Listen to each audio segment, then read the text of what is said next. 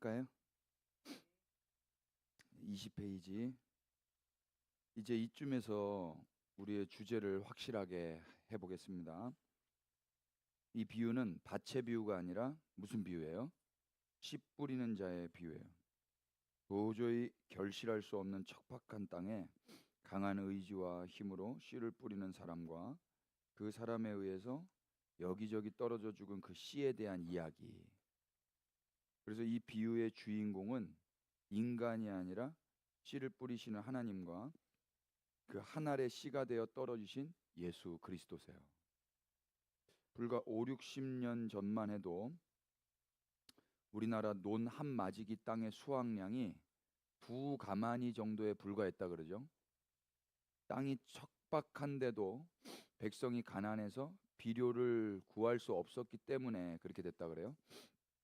근데 지금은 좀 말이 달라졌죠.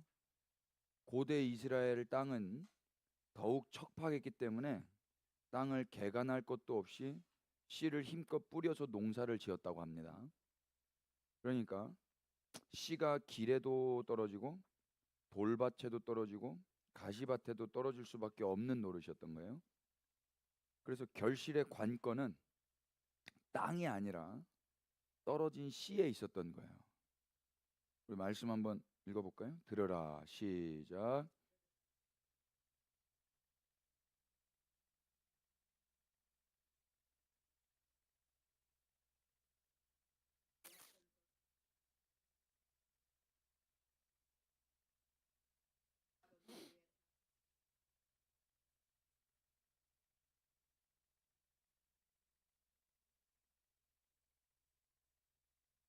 좋은 밭에 떨어지며 자라 무성하여 결실하였으니 30배나 60배나 100배가 되었느니라 하시고 또 이르시되 들을 귀 있는 자는 들으라 하시니.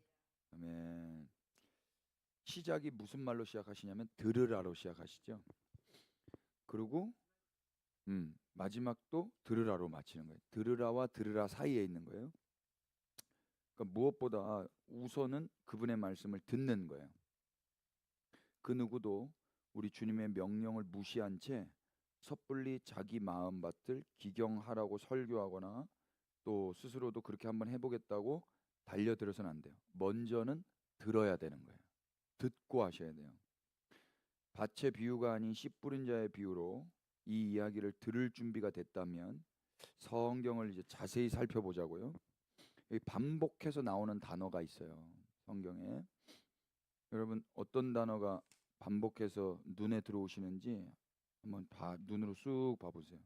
성경이 있으신 분은 성경을 보시고 없으시면 21페이지 계속 반복해서 나오는 단어인데 4절, 5절, 7절, 8절에 떨어짐에가 계속 반복이 돼요. 떨어짐에. 이거 헬라어로는 핍토라고 해요. 핍토. 이 핍토는 높은 곳에서 낮은 곳으로 내려가는 거, 또 심판에 떨어지는 거, 넘어지는 거 이런 뜻으로 사용될 수도 있어요. 마태복음 7장에는 모래 위에 지은 집이 무너졌다 할 때 이 무너지다가 핍토였어요. 또 여리고성이 무너졌다 할 때도 핍토고 바벨론 큰 성이 무너졌다도 핍토예요. 심판을 받아서 완전히 망해버린 모양새죠. 또 이스라엘이 넘어지기까지 실족하지 않았다라는 바울의 선언에도 사용되었는데 바울은 이스라엘이 완전한 심판으로 떨어지기까지 버림받은 건 아니라고 이야기를 하고 있는 거예요. 헬라어 핍토에 담긴 멸망의 이미지가 여러분 그려지시는지 모르겠습니다. 씨 뿌리는 자의 비유에서 씨는 자신의 의지와 상관없이 농부의 손에 움켜져서 그렇게 핍토되는 거예요. 그러니까 멸망당하는 거라고요. 제가 어저께 요한복음 설교를 했는데 씨가 뿌려져야 열매가 맺혀지잖아요. 근데 그 씨를 보면서 저 씨 봐라 저거 저주받았다 이럴 사람이 있어요 없어요? 농부가 봄에 이게 씨를 뿌리잖아요. 근데 떨어지는 거잖아요. 떨어지다가 멸망의 의미예요. 심판의 의미이고 하늘에서 바닥으로 떨어지는 거니까. 그런데 그걸 사람들이 볼 때 안타까워하거나 막 괴로워하거나 이러지 않잖아요. 오히려 거기서 뭘 보냐면 희망을 보죠. 기대가 되고 그런 거거든요. 분명히 저거는 추락이고 나락으로 떨어지는 거고 심판인데 오히려 그게 희망을 만들어낸다고요. 이게 십자가예요. 예수님이 요한복음 12장 24절에 뭐라고 했어요? 한 알의 밀이 땅에 떨어져 죽으면 많은 열매를 맺느니라. 그러면 안 떨어지면 한 알 그대로 있고, 그럼 뭐가 좋은 거예요? 한 알 그대로 있는 게 좋은 거예요? 많은 열매를 맺는 게 좋은 거예요? 예, 그래서 씨는 반드시 어떻게 되어져야 돼요? 예, 떨어져서 심판을 받아야 되는 거예요. 그 심판이 저주다 축복이다. 왜 대답을 안 하신다? 심판은 와 저 저주 받았네, 저 씨발아 저거 저 저주 받았다 이렇게 안 하잖아요. 그러니까 우리가 예수님 십자가를 보면서 찬양을 하잖아요. 왜 그런 거예요? 그 떨어진 심판의 십자가가 생명이 됐다고요. 할렐루야. 아멘 되셔요? 그럼 우리 인생에도 떨어지는 삶을 하나님이 허락하실 때 하나님 멱살 잡으면 되겠어요? 영광인 거예요. 저 머리카락 다 심판받았잖아요. 다 빠졌잖아요. 이게 영광이에요. 근데 제가 농담처럼 이야기했지만 우리의 삶에서도 이렇게 떨어지고 씨가 땅 속에 처박히면 숨을 쉴 수 있어요? 얼마나 갑갑하고 공황장애 와요. 그런데 그걸 저주받았다고 하지 않는다니까요. 예. 어서 오세요.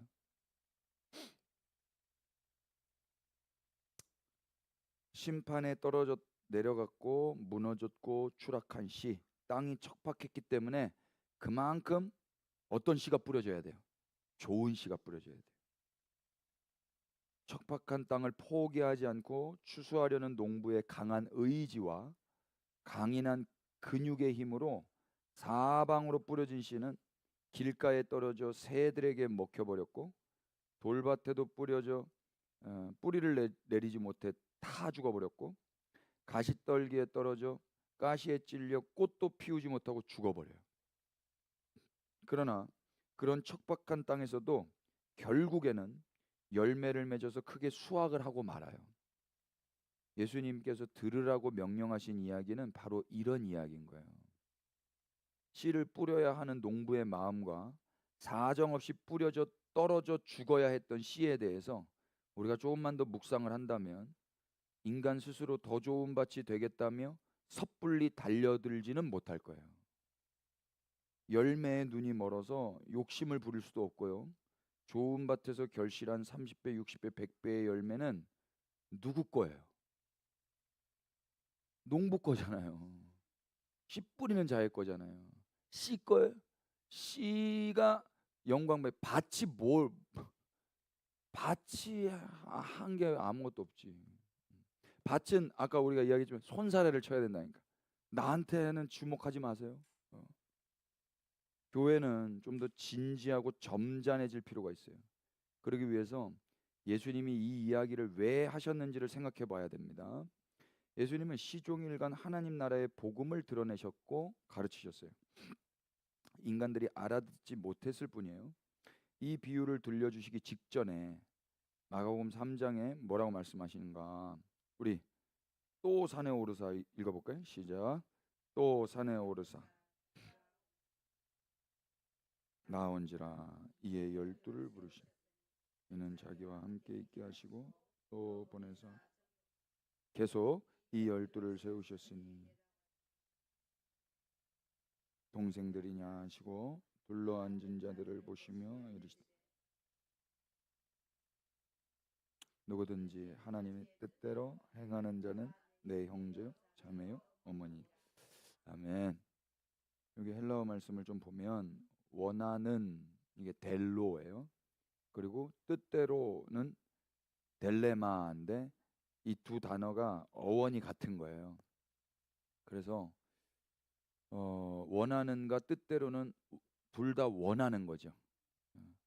이건 누구의 원함이에요? 인간의 원함이에요? 하나님의 원함이에요? 예.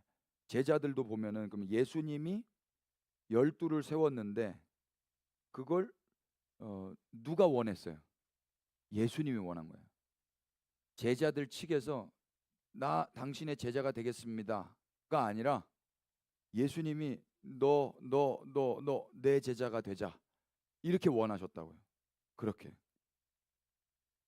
이 12를 그렇게 세우시는 거예요. 그런데 이 그 제자들의 상태가 어때요? 좋아요, 안 좋아요? 쏘쏘?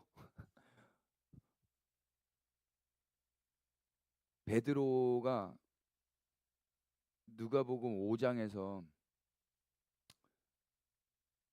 나오거든요. 근데 여러분 성경 찾아보셔야 돼요. 누가복음 5장에 베드로가 나오는데 사실 베드로는 그 전에 나와요. 근데 성경에는 베드로라는 그 단어는 안 나와.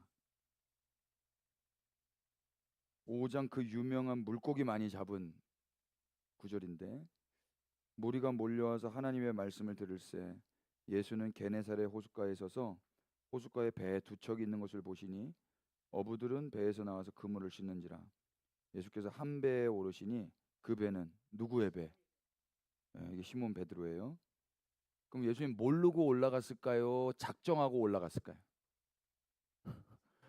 시몬의 배인 거 알고 올라가신 거예요. 그래서 육지에서 조금 떼기를 청하시고 무리를 가르치셨어요. 그리고 말씀하셨어요. 시몬에게 이르되 깊은 데로 가서 그물을 내려 고기를 잡으라. 시몬이 대답하되 선생님 우리들이 밤이 새도록 수고하였으되 잡은 것이 없지만은 말씀에 의지하여 내가 그물을 내리리이다. 그렇게 하고 고기를 잡은 것이 심이 많아 그물이 찢어졌다는 거예요. 좋죠? 그래서 다른 동무들에게까지 손짓해서 도와달라고 해가지고 두 배에 가득 고기가 채워졌어요. 와, 이거 회 떠먹으면 얼마나 좋아요. 근데 8절 느닷없이 시몬이 뭐라고 이야기해? 다 같이 시작. 시몬 베드로가 이를 보고 예수의 무릎 아래에 엎드려 이르되 주여 나를 떠나서. 아멘. 갑자기 이게 웬 말이에요? 뭘 보고 죄인이라고 한 거예요? 예수님의 능력 앞에서는요 이렇게 겁에 질려서 내가 죄인입니다라고 말할 수도 있을지 모르겠어요. 근데 제가 보기에는 그 앞구절에 힌트가 좀 있어요. 4장 넘어가 보세요. 4장 31절부터 보시면 예수님이 그때도 막 가르치셔요. 가르치시는데 회당에 귀신 들린 사람이 있었어요. 근데 예수님이 그 귀신 내쫓아주죠. 고쳐주죠. 그리고 38절 보세요. 회당에서 나가서 어디로 들어가세요? 시몬의 집에 들어가세요. 그 집에 무슨 일이 있었대요? 시몬 장모가 중한 열병을 앓고 있었어요. 그리고 똑같이 예수님이 귀신 내쫓는 것처럼 열병을 꾸짖으시고 병이 나아버려요. 그리고 이 여자가 누구예요? 장모님이죠. 장모님이 일어나서 수종을 들고 있는 거예요. 그리고 40절 보면 해질 무렵이 됐어요. 해질 무렵이니까 그 장모님 고친 거는 해질 무렵 전이겠죠. 그러니까 6시 전, 해질 무렵이 6시라고 했을 때 저녁. 근데 온갖 병자들이 오는 거예요. 누구네 집에? 시몬의 집에. 근데 예수님이 일일이 그 위에 손을 얹고 고쳐주는 거예요. 그리고 다 고침 받았어요. 그리고 이제 5장에 시몬 이야기가 나오는 거예요. 자, 그러면 질문을 해볼게요. 예수님 시몬의 집에 있을 때 시몬 그 집에 있었다 없었다? 알리바이가 몇 시경이냐? 정확히는 모르지만 12시부터 6시경에 장모님 고칠 때 그 시간하고 6시 해질 무렵 이후에 그 수많은 사람들이 왔어요. 그때 시몬이 있었다 없었다? 저는 있었다고 보거든요. 있었는데 시몬 등장한다 등장하지 않는다? 그러면 있었는데 등장하지 않았으면 뭐 하고 있었다? 자고 있었다. 왜 자야 돼? 아니 물고기 잡으러 가야지. 밤일을 하잖아요. 밤이 새도록 물고기를 잡는 사람들이라고요. 이때 당시에 그물은 지금처럼 나이롱이 아니에요. 세마포 해가지고 물고기도 야 이건 그물이구나 안다고요. 그래서 어두울 때 이 그물질을 해야 되는 거예요. 그러니까 이 사람은 밤에 일을 하고 낮에 자는 사람이라고요. 돈 벌어서 누구 먹여 살려야 되니까? 장모님 먹여 살려야죠. 장모님 병 약 사줘야죠. 그러니까 시몬의 잠은 정당합니까? 정당합니까? 정당하죠. 내 집에 예수님이 오건 내 집에 사람들이 살아나건 그건 모르겠고 난 자야 돼. 난 자야 돼. 예수님이 우리 장모님 고쳐주건 예수님이 수많은 병자들 고쳐주건 모르겠고 나는 내일을 해야 되는데 그러려면 오늘 자야 돼. 그러니까 내 계획대로 살아야 되기 때문에 예수님이 와도 거기에 안 나오는 거예요. 근데 이걸 죄라고 알았을까요? 몰랐을까요? 당연한 거예요. 아니 내가 뭘 잘못했어? 내가 뭘 잘못했어? 나는 밤에 일 나가야 되는 사람인데 내가 이건 나 혼자 잘 먹고 잘 살려고 일하는 거야? 처자식 먹이고 내 장모 먹이려고 내가 일하는 건데 끝까지 시몬을 추적해서 배가 두 개인데 왜 하필 시몬 배를 타냐고요. 어? 집에까지 들어갔는데 왜 시몬이 예수님 어서 오세요 안 하냐고요. 다 이유가 있어요. 자기가 열심히 잠자고 열심히 물고기 잡아야만 생존을 하거든요. 모든 인생이 그런 거예요.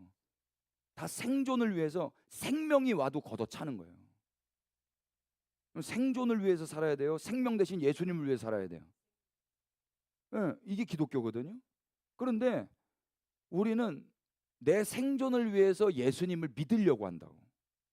내 생존을 위해서 예수님을 이용해 먹으려고 그래. 그건 종교라고 하는 거예요.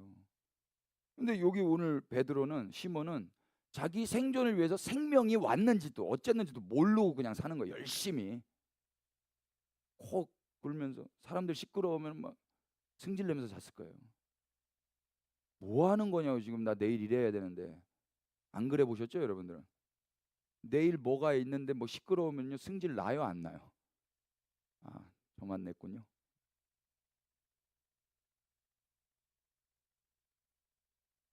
그런데 주님이 끝까지 찾아오셔가지고 너 생존을 위해서 해봐봐. 돼? 그러니까 여기서는 5장에서 시몬에게 주목하면 안 되는 거예요. 우리도 그런 믿음으로 금을 던져서 많은 물고기를 잡자. 그거는 욕심이라고 하는 거예요. 여기서 누가 주목돼야 돼요? 우리 예수님이 주목돼야죠. 아, 우리 예수님은 이 시몬을 자기가 원하셨구나. 그래서 생존에 정신 팔려 있는 물고기에 정신 팔려 있는 이 시몬 포기하지 않고 끝까지 찾아오시는구나. 그래서 그분의 그분됨을 나타내고 보여주시자 시몬이 그 자리에서 저를 떠나세요. 왜 날 계속 이렇게 쫓아오세요? 왜 우리 집도 오시고 우리 집에 사람들 데려오시고 그 많은 배 중에 내 배 타가지고. 근데 내가 죄인이었어요. 비로소 내가 죄인이라는 걸 안다. 주님은 날 끝까지 찾아왔는데 나는 끝까지 도망가는 죄인. 그러니까 결국에 어떻게 됩니까? 9절에 이는 자기 및 자기와 함께 있는 모든 사람이 고기 잡힌 것으로 말미암아 놀라고 세베대의 아들로서 시몬 동업자인 야고보와 요한도 놀랐고 예수께서 시몬에게 이르시되 무서워하지 말라. 아 얼마나 무서웠을까. 자꾸 예수님 쫓아와봐요. 무서워요. 모르세요? 아니 내버려 두세요. 그건 좀. 아니, 내 인생에 좀 방해 좀 하지 말고 가만히 좀 그냥 나와 잘할 테니까. 이루고 싶을 때가 많았거든요. 얼마나 무서워. 근데 예수님 뭐라 그래? 이제 후로는 네가 사람을 취하리라. 너 내 제자 해라. 그랬더니 어떻게 11절 시작. 그들이 배들을 육지에 대고 모든 것을 버려두고. 아멘. 이렇게 끝나는 거야 이야기가. 저는 성경 보기 전에는요 주의 말씀 의지하여 이 노래 있죠. 이 노래 많이 불렀어요. 한 20년 전에 이 노래 히트 쳤거든요. 근데 성경을 봤더니 노래가 그게 잘못됐어요. 가사가. 그 노래를 부르잖아요. 그럼 어떤 마음이 드냐면 아 깊은 곳에 그물을 던져야 되겠다. 그래서 결국에는 믿는 자에게는 능치함이 없구나. 그러니까 나도 이 만선의 기쁨을 한번 누려볼 그런 욕심이 가득 차 있어요. 저만 그런지 모르겠는데, 근데 성경을 봤더니 그렇게 안 끝나요. 만선을 버리고 다른 일로 가는 거예요. 그러니까 그 노래는 두 말씀을 섞은 거예요. 빌립보서 말씀하고 누가복음 말씀을 섞은 거라고. 복음서에 이건 역사잖아요. 이야기인데 이 이야기는 어떻게 끝나냐? 만선을 가지고 능치 못함이 없네 찬양하고 있는 게 아니라 이 만선을 버리고 다 버리고 생존을 위해서 살았던 그 옛사람을 버리고 예수님을 따라간다고요. 거기까지 가야 되는 거예요. 믿는 자에게 능치 못함 없네는 거기까지라고요. 내게 능력 주시는 자 안에서 내가 모든 것을 할 수 있느니라. 아멘. 그럼 그 모든 것이 뭐까지도 포함해야 돼요. 배 버려, 물고기 버려, 모든 것을 할 수 있으니까 아멘 하고 가는 거라고요. 근데 그럴 사람이 누가 있어? 물고기 많이 잡을 거에만 능치 못함이 없다고 상상을 하지. 그걸 욕심이라고 한다니까요. 아무튼 베드로는요, 자기가 죄인인 줄 알았어요. 언제? 예수님이 원하셨어요. 나 시몬 너 반드시 내 제자하게 할 거야. 근데 이 제자가 어떻게 해요? 예수님 배신해요, 배신하지 않아요? 예수님 먼저 너 나 배신할 거야. 그랬더니 아우 예수님 제가 예수님 배신하지 않겠습니다. 각오예요, 각오. 얘네들은 모르겠는데 저는 아닙니다. 저 아시잖아요. 저는 아닙니다, 예수님. 그런데 배신하고야 말죠. 근데 예수님이 처음에 제자로 삼았던 이 베드로 버려요, 안 버려요? 안 버리고 또 찾아오신다니까요. 예수님이 처음 선택했다. 포기하지 않으세요. 그래서 중요한 건 뭐예요? 인간이 원하는 게 중요한 게 아니고 그분이 원하시는 게 중요했던 거예요. 여러분, 하나님이 우리를 원하세요. 왜? 왜 원하실까요? 우리가 약하기 때문입니다. 찾아보실까요? 고린도전서 1장 가보세요.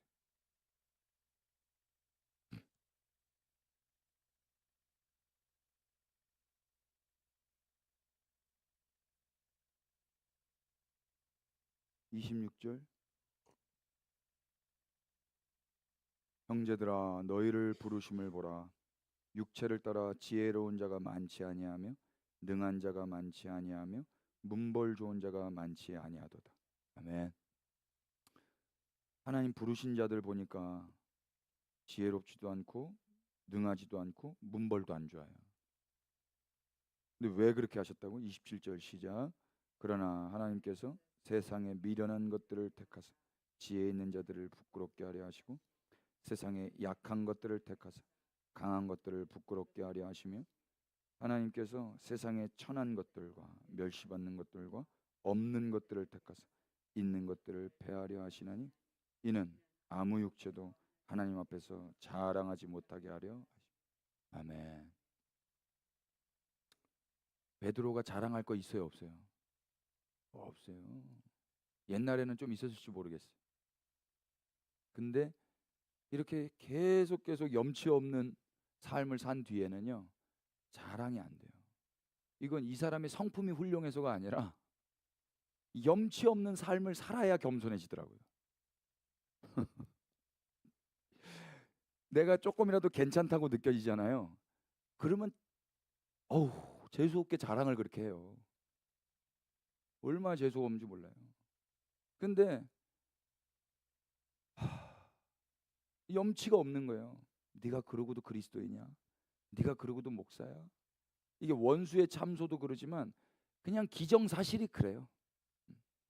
그러면 이렇게 힘이 이렇게 쫙 빠져 있죠. 그때가 제일 예뻐요.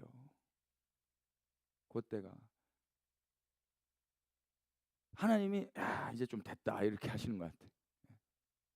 너 원래 그런 존재야. 너 원래 미련하고 원래 약하고 문벌 안 좋고 원래 무능해. 근데 내가 널 좋아해. 그래서 내가 널 원해서 택한 거야. 그럼 그렇게 선택받았다면 뭐 하면 돼요? 하나님을 기뻐하면 되죠. 그리고 하나님을 자랑하면 되죠. 내 자랑이 아니라.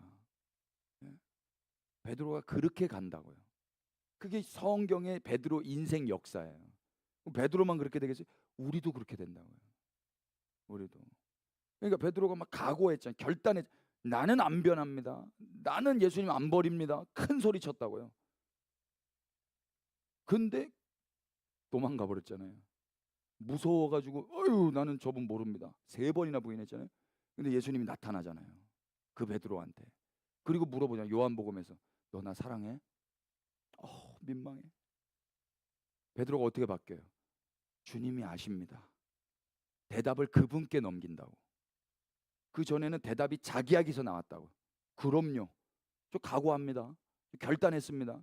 당신을 따라갑니다. 다른 사람은 몰라도 나는 다릅니다. 근데 자기를 믿지 않게 되는 거예요. 주님이 아시죠. 그래서 결국에 베드로가 주를 위해서 살다가 주를 위해 돌아가시는 거죠. 우리도 그 역사에 올라온 거예요. 그러니까 교회의 특징이 뭔가 봤더니 자랑을 할 수가 없어요. 자랑을 하면 교회 아닐 가능성이 많아요. 아니 교회도 자랑합니다. 자랑하는데 혼나요. 그리고 민망해져요. 그렇게 하나님이 또 만들어 가시는 거지. 자 여기 보세요. 14절 16절에 세우셨으니가 포이에온데 이것도 35절 행하다라는 말이랑 같은 거예요. 그러니까 하나님이 주권적으로 세우시고 하나님이 주권적으로 행하시고 하나님이 주권적으로 원하신다라는 걸 이야기하고 싶은 거예요. 인간의 원함이 아닌 예수님의 원함으로 제자가 세워졌고 인간의 뜻이 아닌 하나님의 주권적 결정으로 예수님의 가족이 세워졌다 이 말이에요. 가족은 그렇게 되는 거예요. 그러니까 자녀는 어떻게 오는가? 애를 낳던지 입양하던지예요. 그럼 입양 받는 쪽, 태어난 쪽에서 선택할 수 있다 없다? 없다. 유기견들 보세요. 유기견이 주인을 선택할 수 있어요? 그 장 있잖아요. 게장의 개들 보셨어요? 애들도 다 알아가지고 내가 며칠 있으면 이거 안락사 시킬 거라는 걸 다 알아요. 그러면 걔네들이 죽기를 며칠 앞두고 있는 애들이 어떻게든 꼬리 막 치고 어떻게든 자기가 어디 물 가져와가지고 예쁘게 머리 빗고 이쁘게 해가지고 주인한테 선택받으려고 이렇게 할 수가 없어요. 이미 눈동자가 전의를 상실했어. 이미 우울해요. 눈동자가. 꼬리는 다 밑으로 겁먹어서 말려져 있고 오줌 똥 질질 싸고 있다고요. 그런데 동물보호단체에서 이걸 광고를 소식을 전하는 거예요. 여기 죽어가는 개들이 있습니다. 며칠 남았습니다. 몇 시간 남았습니다. 그거 있거든요. 막 개 좋아하는 사람들은 이게 째깍 안 보고 싶어. 근데 어떤 사람이 여기에 감동해 와가지고 간 거예요. 예쁘기 때문에 선택하는 거예요. 나 아니면 얘 죽으니까 선택한다고요. 그럼 하나님이 우리가 뭐 예쁜 짓 해서 선택했다고요? 조던 피터슨이라는 심리학 교수가 있는데요. 이분이 베스트셀러예요. 12가지 인생의 법칙이라는 책인데 거기서 사랑이 뭔지를 정의하는데요. 와, 사랑은 그럼에도 불구하고 하는 게 아니라 그렇기 때문에 하는 것이다 그랬어요. 저는 그럼에도 불구하고는 해봤거든요. 아유, 저분 노숙자지만 그래도 내가 당연히 돈도 좀 드리고 기도도 해드려야지 했어요. 그런데 그럼에도 불구하고 하니까 자랑을 하고 싶어져요. 본전 생각이 나고요. 내가 우월해져요. 선한 일하고 죄를 짓는 거예요. 착한 일하고 죄를 짓는 거예요. 근데 하나님은 그럼에도 불구하고가 아니라 그렇기 때문에 하신 거예요. 니들이 죄인이기 때문에 내가 사랑해. 니들이 악하기 때문에 사랑해. 그러면 이거는요. 우리가 죄를 지고 악할 그때가 왔다 할지라도 주님의 사랑은 변하지 않는다는 거예요. 왜? 처음부터 우리를 선택하셨던 그 동기가 그 원인이 죄예요. 죄. 그러니까 내가 지금 죄 짓고 있다 그래서 그분이 날 버릴 거라는 생각은 틀린 거예요. 속은 거예요. 주님은 죄가 있어서 넌 나 아니면은 그냥 죽어. 나밖에 없는 거야. 그래서 내가 온 거야. 그러면 이제 그렇게 선택받은 자들은 뭐 하면 되는 거예요? 그분을 기뻐하면 된다고요. 그분을. 감사합니다. 당신 같은 신분이 없으십니다. 누가 나를 선택합니까? 이거를요, 이제 신학적으로 대속이라고 그래요. 대속이 우리가 너무 이제 보혈로 이렇게 씻김 받는 것만 생각하는데 이게 시장이란 뜻이에요. 시장에서 물건을 사는데 노예를 사는 거예요. 그러면 물건을 하나 사더라도 뭐 그리스도인이 되고 나서부터 제가 이것 때문에 너무 힘든데 저희 어머니랑 시장을 가면 늘 그랬어요. 우리 어머니가 그리스도인이신데도 불구하고 시장을 가면 이건 아프다. 아프다가 뭐예요? 안 좋은 거예요. 이건 병들었다. 멍들었다. 그거 사요 안 사요? 안 사요. 그럼 어머니 우리가 아픈 걸 사야 다른 사람들이 좋은 걸 사죠. 아우 재수 없어. 저는 아니 우리가 아픈 거를 빨리 사서 여기가 없어져야 다른 손님들이 오면 싱싱하고 좋은 게 있잖아요. 어? 내가 그걸 감당해 줘야 될 거 아니에요. 예수님이 그걸 해줬잖아. 이 아픈 나를 누가 선택해 줘요? 이 멍들고 병든 나를 누가 선택해? 아무도 안 선택한다니까요. 시장 가면 다 좋은 거 살려 그러지. 싱싱한 거 살려 그러지. 말 잘 듣는 거 살려 그러지. 노예들이 이렇게 있는데 노예를 사야 돼요, 주인이. 그런데 이 노예는 봤더니 전과가 있네. 잡아오면 도망가고 잡아오면 도망갔네. 이런 놈은 야 저건 사면 안 돼. 저놈은 또 잡아오면 도망가. 그런데 어떤 주인이 와서 너 나랑 가자. 얘를 선택하는 거예요. 왔는데 도망가. 또 사. 또 대가를 주고 또 사. 또 사. 이런 주인은 우리 주님밖에 없으시다고요. 이게 대속이에요. 우리가 그렇게 선택받았다고요. 그러면 어떻게 살아야 돼요? 비로소 충성이라는 게 되는 거예요. 충성은 인간 측에서 나오는 게 아니에요. 세상에도 충성이 있어요. 왜? 내가 충성하면 월급이 나와요. 내가 충성하면 내게 뭔가가 떨어진다고. 근데 그런 충성은 성경에 말하는 충성. 갈라디아서 5장의 충성은 뭐의 열매라 그래요?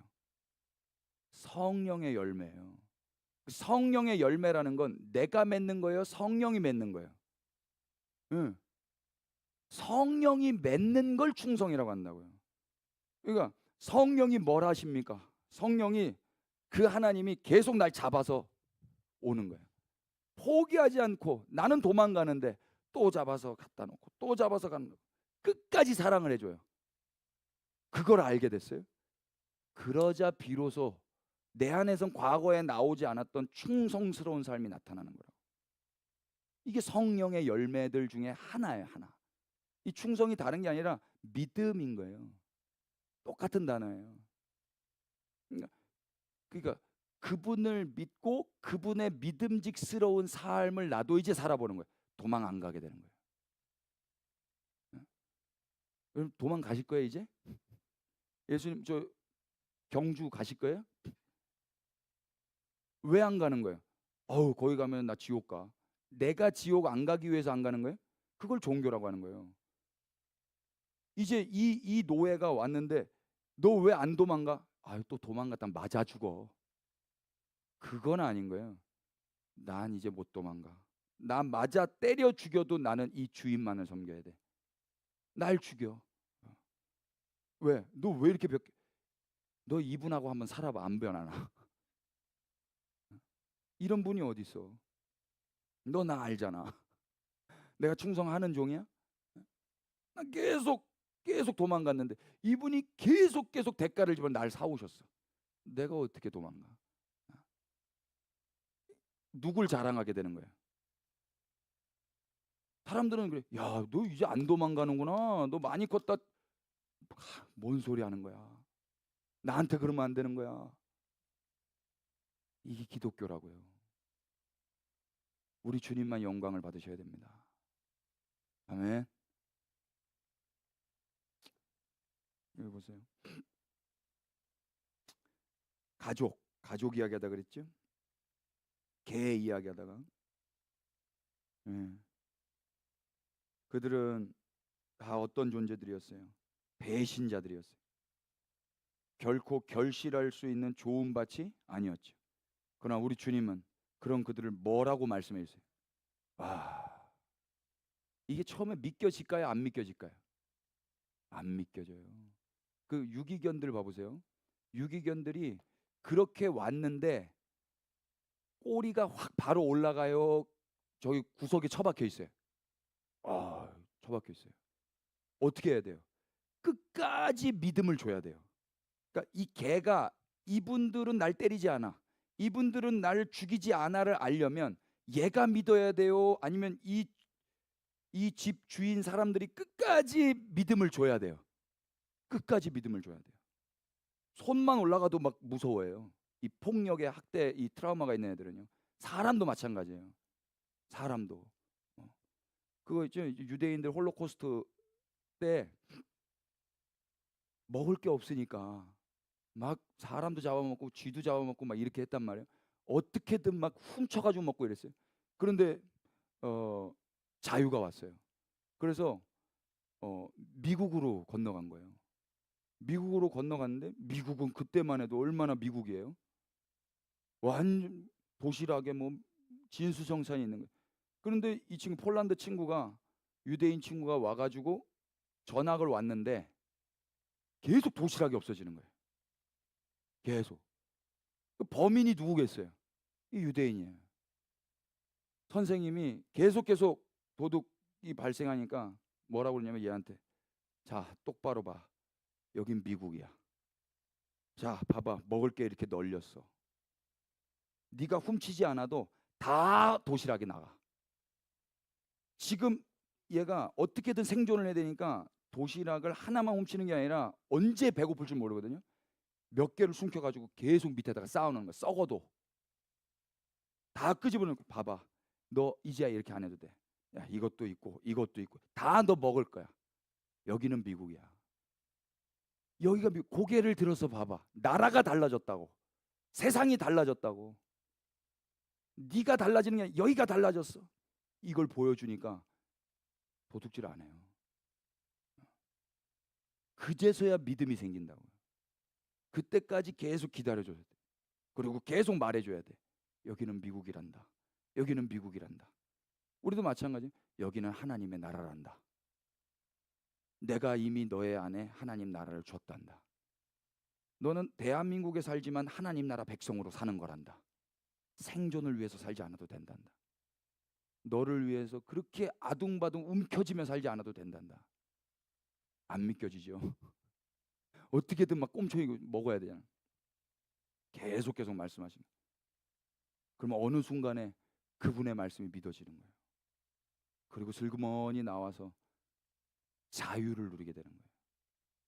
조그만 구석이 아니라 이제 달리기도 할 수 있고 산책도 갈 수 있고. 내가 어떻게 이렇게 됐지? 이 주인의 끝이 없는 인내와 사랑 때문에 이렇게 변하게 된다. 우리도 그렇게 되는 거예요. 다 주님의 공로입니다. 귀신 들렸다고 미쳤다고 비방을 받으셔도 우리 주님 아랑곳하지 않으시고 다시 가르치시기로 결정하신 예수님 덕분에 무리들이 주님의 말씀을 듣게 되었듯이 하나님의 나라 역시 하나님이 원하셔서 하나님이 직접 뿌리신 씨, 곧 말씀으로 오신 예수님으로 인해서 이미 시작되었고 결국에는 완성될 줄로 믿습니다. 뿌리시는 분의 열심과 떨어진 씨의 생명력, 이것이 씨 뿌리는 자의 비유가 하고 싶은 이야기인 거예요. 내가 어떤 조롱을 받건, 내가 어떤 귀신 취급을 당하건, 내가 나의 부모와 친족과 가까운 사람들로부터 배신당하고 조롱당하건 하나님 나라는 올 수밖에 없다. 그가 나를 붙잡고 나를 뿌리셔서 결국에는 이 황폐한 땅을 바꾸어 내실 것이다. 내가 떨어져 죽으면 하나님의 나라는 완성될 것이다. 예수님이 결단을 하시는 거예요. 오늘 우리가 하나님 나라 백성이 되었다면 그건 우리의 노력이나 우리의 열심으로 이뤄낸 일이 아닌 겁니다. 아멘 합시다. 하나님의 나라의 도래는 인간의 노력으로 할 수 있는 일의 범위를 넘어서요. 이것은 하나님의 말씀의 씨앗이 되신 예수 그리스도를 움켜잡아서 흩어 뿌리신 결과이고, 그분이 우리에게까지 떨어지셨기 때문에 가능해진 일이었습니다. 하나님께서 이 일을 원하셨고, 그리고 그분의 강한 힘으로 뿌리셨고, 죄밖에 없었던 이 쓰레기 더미 위에까지, 그래서 하나님 나라가 꽃피우게 된 것입니다. 그래서 주인공은 누구냐? 우리 말씀 읽어보십시다. 시작. 하나님이 우리를 대신하여 죄로 삼으신 것은 우리로 하여금 그 안에서 하나님의 의가 되게 하려 하십니다. 아멘. 참으로 하나님은 죄를 알지도 못하신 이를 우리를 대신하여 죄로 삼으시고, 우리는 그 안에서 하나님의 의가 되게 하신 거예요. 이것이 하나님이 이루신 역사입니다. 민망하지만 좋은 소식이라고 하는 거예요. 우리가 좋은 땅이 되려고 한 일이 뭐가 있어요? 그저 유일한 의인, 유일한 좋은 씨 되시는 주님이 우리의 죄가 되어 뿌려지셨고 떨어지셨을 뿐입니다. 아멘 하십시다. 이 아멘을 하면 하나님이 영광을 받으시는 거예요. 주님은 죄가 되셨고 우리는 좋은 땅이 되었어요. 주님은 떨어지셨고 우리는 의를 얻어버렸어요. 민망한 교환이 일어난 거예요. 자, 여기 한번 보세요. 제가 음식물 쓰레기를 제가 이렇게 하는데, 쓰레기 봉투 있잖아요. 쓰레기 봉투. 여기 음식물 쓰레기 봉투 색깔 뭐예요? 이 동네는? 파란색? 핑크색이에요? 저희 동네는 파란색이거든요. 근데 미국 사모님이 이제 우리 한국에 오셔서 우리 예배당에 그 게스트룸이 있어서 거기서 좀 일주일 동안 계셨어요. 근데 미국은 음식물 쓰레기 안 하더라고요. 다 섞어버려요. 근데 한국에 왔으니까 일주일 동안 계셔야 되니까 그걸 해야 되잖아요. 근데 이분이 뭐라 블루봉지라고 하다. 블루봉지. 미국 사람이니까 이거 블루봉지에다 하는 거예요 그러더라고요. 되게 세련돼 보이더라고요. 블루봉지. 근데 음식물 쓰레기예요. 음식물 쓰레기 봉투예요. 음수 봉투인데, 여러분 음수 봉투는 쓰레기예요, 아니에요? 봉투는 돈 주고 사야 돼요. 그리고 그거는 서랍에 놔두는 거예요. 그 얼굴에 비벼도 전혀 기분 나쁘지 않아요. 쓰레기다 아니다. 아니다. 근데 언제 쓰레기가 돼요?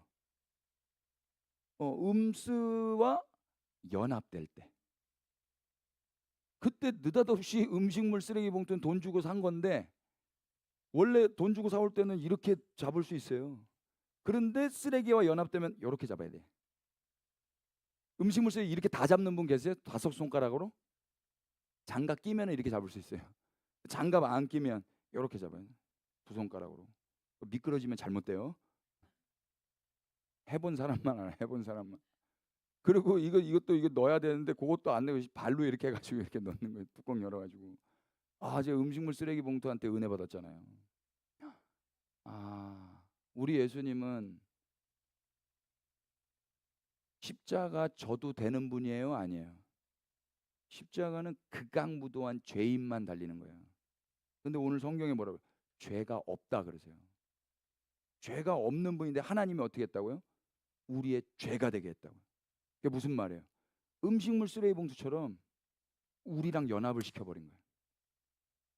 우리랑 연합을 시켜서 예수님은 죄가 없는 의인데, 유일한 의예요. 근데 죄가 되게 하죠. 죄인이 되게 한 것도 아니고 죄 덩어리가 되게 했다고. 근데 이 죄가 어디서부터 온 거예요?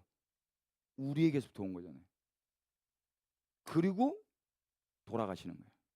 그러면 여기는 이 개수대는 더러워요, 깨끗해요?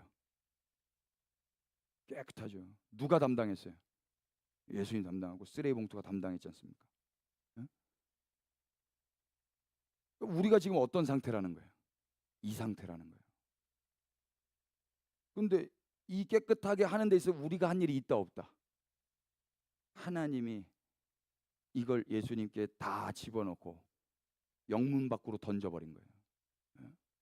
우리는 느닷없이 정결을 선물로 받는 거라고. 그러면 이 싱크대가 나 예쁘지, 나 깨끗하지, 자랑하면 되냐고요. 그 전에 음식물 쓰레기부터 이렇게 있어봐. 사람들이 여기 와요, 안 와요? 파리만 와, 파리만. 근데 깨끗하면 애들도 와요. 괜히 부엌 가고 싶어. 깨끗하면. 음. 사람들이 오니까 내가 좀 매력 있나 봐. 내가 좋은 냄새가 나나 봐. 지 때문인 줄 알아. 아니요. 와, 저희 집에 계속 그 책장에 있는 모든 책을 꺼내시는 분이 한 분 계세요. 그리고 또 그 책을 다시 꽂는 분이 한 분 계세요. 그게 전데. 이분은 한 권을 뺄 수 없는 무능력함이 있으세요. 이 하나를 빼려면 다 빼야 되는 거예요. 그러니까 하나 빼다 우르르 떨어지는 거예요. 그 책 더미 위에서 책을 계속 보세요. 그러다가 피곤하시면 주무세요. 정리를 안 하시고. 정리는 누가 해요? 제가 하죠. 제가 정리하면서 알았어요. 우리 넷째 아드님은 또 이거 깨시면 오셔서 이거 뺄 건데, 그때 여기가 왜 이렇게 깨끗해졌지? 이런 자각이 될까? 몰라요. 저도 그래. 왜 그렇게 맨날 부엌은 깨끗했지? 왜 그렇게 맨날 빨래는 깨끗하게 접어 있었지? 왜 화장실은 그렇게 깨끗했지? 학교 갔다 오면 왜 이부자리는 정리가 돼 있었지? 누가 한 거예요? 우리 어머니가 하셨더라고. 몰랐던 거예요. 당연한 줄 알았던 거예요. 당연한 줄. 무능해서 그런 거예요. 그럴 생각할 겨를이 없어요. 나밖에 모르기 때문에. 이제 아는, 아니 대한민국 이거 누가 이렇게 한 거였지? 아니 온 열방 이거 누가, 아니 구원 이거 누가 했던 거였지? 내 정결함, 내 청결함 이거 누가 했던 거지? 비로소 알게 되는 거예요. 비로소 알게 되면 뭐가 하고 싶은가 봤더니 그분이 보고 싶어져요. 그 전에 보고 싶은 거하고는 완전 다른 느낌이에요. 그 전에는 저 예수님 진짜 만나고 싶고 보고 싶어가지고 금식도 하고 철야도 하고 했거든요. 그때 제 눈동자를 제가 상상해 보니까 무서워. 욕심. 주님 안 만나주면 저 죽어버리겠습니다. 그냥 작정기도 하고 했어요. 주님 그냥 죽여버리세요. 주님 만나주세요. 이번에 만나주셔야 돼요. 소나무 다 뽑고. 소나무는 무슨 죄예요? 주님이 거기다 심어놓은 소나무 왜 내가 내 소원을 이루려고 얘를 흔들어 제껴 뽑냐고. 그리고 그걸 믿음이라고 했다고요. 그걸 욕심이라고 하는 거예요. 그렇게 보고 싶은 게 아니에요. 나를 위해서 그분을 보고 싶은 게 아니라고. 한마디 해드리고 싶어. 너무 감사했습니다. 고마웠습니다. 내가 어려서 미처 몰랐습니다. 덕분에 내가 깨끗했네요. 덕분에 내가 이 은혜를 누렸었네요. 고맙습니다. 그분을 높여드리고 싶더라고요. 만나면. 그러니까 우리가 예수님 왜 만나고 싶어 이제? 구원 받으려고? 구원 받았다니까. 은혜로 받았다니까. 이 염치 없는 자들이, 이 썩은 밭이 그분이 십자가에 다 이루어졌다니까요. 예수님 본분 아무도 없어요. 2000년대 1세기에 누가 살아있어요? 근데 그게 이미 다 이루어졌다니. 우리가 아직 죄인 되었을 때 하나님이 니네 버리지 않아서 사랑해 십자가에서 나타났다고요. 그걸 소식으로 들은 거예요. 계속 듣고 그러고 자란 거예요. 근데 자라면서도 듣는데, 야, 너 책장 이렇게 하면 안 되지. 아빠가 맨날 이렇게 치우시는데. 들어도 안다 모른다. 밥풀 이렇게 냉기면 설거지할 때 그 밥풀 그렇게 냉기면 설거지할 때 얼마나 그 아픈데, 그 밥풀 딱딱하게 굳으면 그거 아파요, 여러분. 아세요? 고무장갑도 뚫어요, 그거. 하다 이게 찔려 보셨어야 되는데. 싹싹 긁어 먹어. 그리고 하면 좀 물 좀 담가 놓고. 말 안 들어 먹어요. 양말 벗을 때 제발 좀 뒤집어서 벗지 말고 제발 좀 똑바로 벗어. 말에 충고로 안 돼. 충고로 안 되고 언제 사람이 바뀌는가? 내가 커서 내 애새끼가 뒤집어 놓은 거 내가 깔 때 바뀌더라고. 그래서 우리 엄마가 제발 좀. 근데 그때는 무슨 건조기가 있어요. 무슨 세탁기가 있어요. 어떻게 키웠을까 애들을? 예? 폭삭 속았어 보셨어요? 저는 뭐 시간이 없어서 다 보지 못했는데 아이유 씨가 나와서 애 낳을 때 막 울더니 그러더라고. 어떻게 뭐라더라? 7시간을 낳았다. 7시간을 진통했다는. 아니, 7명을 낳았어요? 여기 성경만 보시는구나. 막 울더라고. 비로소 아는 거야. 지가 애를 낳아 보니까. 그리고 그때 뭐 리어카에다가 싣고 갔다 하더라. 비로소 하는 거예요. 비로소. 그때까지 우리 주님이 너 왜 이렇게 철이 안 드니?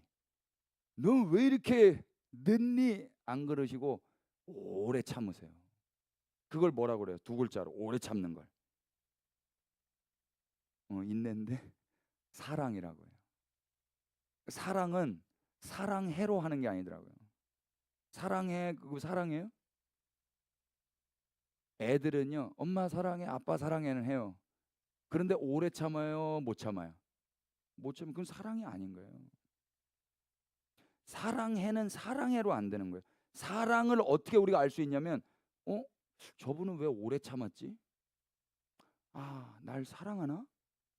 이렇게 알게 되는 거예요. 왜 엄마는 짜장면이 싫다고 하셨지? 짜장면 잘 드시던데? 날 위해서 당신이 짜장면을 안 드신 거였나? 그게 사랑이었구나를 알게 된다고요. 왜 예수님이 십자가에서 돌아가셨지? 날 사랑하신 거구나. 그러면 이제 우리도 뭘 해보는 거예요? 그분을 기뻐하며 우리도 사랑이라는 걸 해보는 거예요. 사랑. 사랑과 수작은 달라요. 수작은 목적을 가지고 하는 거예요. 꽃을 주는데 사랑은 아무 이유 없이 주는 거예요. 그리고 이미 받은 거에 대한 마땅한 선물로 드리는 거예요. 근데 꽃을 주는 게 그런 게 아니라 이 꽃을 줘서 저 사람의 마음을 사야지, 이 꽃을 줘서 데이트해야지, 이 꽃을 줘서 저 여자 내 여자 만들어야지, 이걸 수작이라고 한다고. 속지 마세요 여러분. 예배는 사랑으로 해야 돼요, 수작으로 해야 돼요? 예배 드리는데 꽃을 드리는 게 아니라 예배를 드려요. 예배 드리면 복 주시겠지? 예배 안 드리면 혼나니까 예배 드려야지. 개수작이라고 하는 거예요. 이미 받은 자들이 마땅히 그분이 받으셔야 될 경배와 찬양을 올려 드리는 것입니다. 아멘. 예배 잘 드려서 복 받고 예배자의 승리자의 축복을 누리라고 못된 것만 배워가지고. 왜 보세요? 주님은 죄가 되셨고 우리는 좋은 땅이 되었고, 주님은 떨어지셨고 우리는 의를 얻었고, 민망한 교환이 일어난 거예요. 그 씨가 자라서 생명을 꽃피우게 하신 하나님이 우리를 새롭게 변화시키셨어요. 씨를 뿌리신 하나님과 순복하여 땅에 떨어져 죽으신 좋은 씨 예수 그리스도에 의해서 이 일은 이미 시작되었어요. 우리로서는 낯을 들 수 없는 송구한 출발이 시작된 겁니다. 그러나 숭고한 희생으로 탄생한 나라이기 때문에 영광스러운 거예요. 오늘 우리는 그렇게 하나님 나라의 백성으로 새 삶을 시작하게 된 거예요. 이게 씨 뿌리는 자의 비유가 하고 싶은 이야기예요. 예수님은 사람들이 듣든지 아니 듣든지, 자기를 가리켜 귀신 취급하든지 미친 사람 취급하든지 상관없이 다시 가르치기로 결정하시고 당신이 하나님의 씨앗이 되어 떨어지세요. 그 이야기를 선포를 하시는 거예요. 척박한 이스라엘 땅 가운데 하나님의 나라는 완성될 거예요. 좋은 씨가 떨어져서 꽃을 피워서 꽃밭이 만들어지는 원리죠. 나쁜 동네라도 좋은 사람들이 들어가 살면 좋은 동네가 돼요. 선한 것이 하나도 없는 인간 안에서 선하신 분이 떨어져 꽃을 피우셨기 때문에 우리도 뭐가 된 거예요? 꽃이 된 거예요. 이걸 복음이라고 하는 거예요. 이 소식을 봐보세요. 중국 사람들이 요즘에 많이 한국에서 땅을 산다 그러죠. 지금 서울에 가면 대림동 같은데 거기는 거의 뭐 중국이에요. 근데 거기 땅값이 높아요, 낮아요? 거의 낮아요. 중국 사람들 살잖아요. 거기 한국 사람들이 돈 있으면 살고 싶겠어요? 돈이 안 되니까 형편대로 살다가 안 되면 거기 같이 사는 거예요. 거기는 우리나라 사람들이 아니라 남의 나라 사람들이 계신다고요. 무서운 동네예요. 양꼬치 냄새가 많이 나요. 그런데 선진국 프랑스 사람들이 사는 동네가 있어요. 거기는 땅값이 높을까요, 낮을까요? 거긴 높아요. 거기는 형편이 안 돼도 빚을 내서 살고 싶은 곳이에요. 왜 자식들이 중국 사람들 아니고 프랑스 사람들이랑 같이 살게 하고 싶거든요, 부모가. 거기는 땅값이 높아요. 그러니까 중요한 게 뭐예요? 그 땅이 뭘 했어요? 땅이 뭘 한 게 아니라 거기에 누가 사느냐죠. 어느 나라 사람이 사느냐라고요. 어느 나라 사람.